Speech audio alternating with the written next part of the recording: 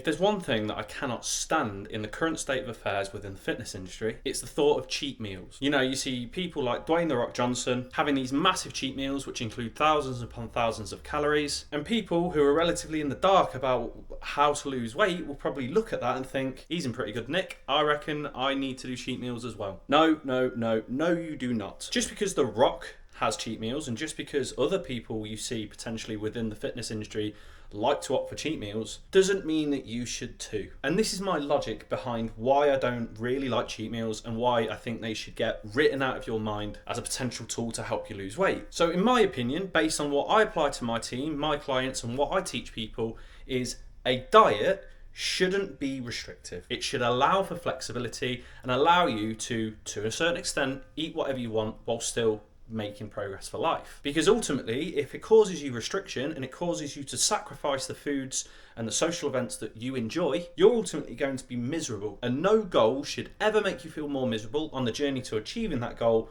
than what you were when you first started. Now, cheat meals usually depend upon you being very restrictive and very strict with your diet for the majority of the week. So let's say, for example, you have one cheat meal a week. That means for the majority of the week, you are going to be miserable. You're going to be restricted, you're going to be sacrificing things that you don't really want to sacrifice, all on the build up to this mythical cheat meal that you've got planned for the end of the week. So you are basically living for that one day, because on that one day, you're allowing yourself to eat whatever the fuck you want. This means if you have one cheat meal a week, every single week of the year, you are technically going to be miserable, sacrificing and restrictive for about 86% of the year. You're basically living for that last 14% where you're allowing yourself this legendary cheat meal, which I think is absolutely fucking bonkers. It's kind of like working 12 hours every single day, but only having one day off at the end of the week. Now, I know that there are some people out there who potentially do that, but I can also give a very, very confident guess that these people are not ultimately 100% happy. They're just going through the motions and just trying to earn a living, which fair fucks to you. So you're actually dictating that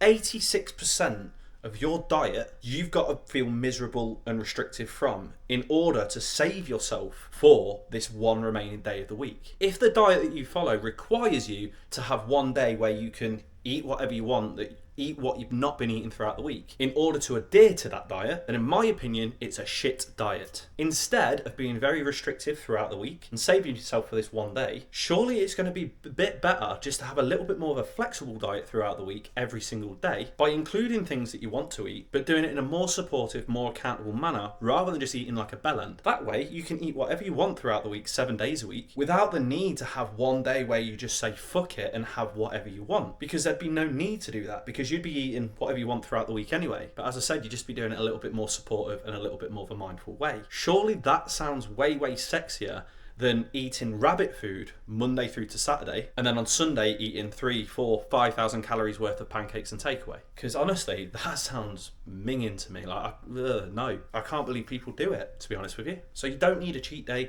you don't need cheat meals, you just need to learn how to have a little bit more of a flexible diet all week round and all year round by expansion. I hope that helps and I hope that makes sense. If you did like this video, feel free to give it a like. Comment below if you've got any questions, going to be more than happy to answer them for you. And if you want to catch any more tips exactly like this, make sure that you're either following me or subscribe to me. Peace.